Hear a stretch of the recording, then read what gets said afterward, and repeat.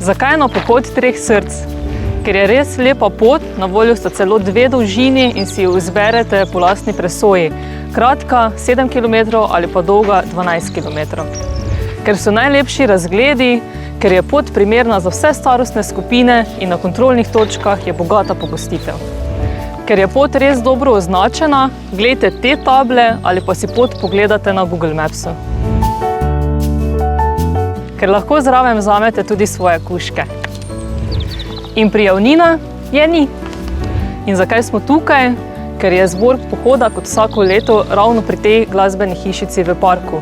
Tukaj prevzamete brezplačno pijačo, dvignete pohodne kartončke in ne pozabite, žige lahko zbirate tudi z digitalnimi kartončki in se hitro prijavite na spletni strani Maratona treh src.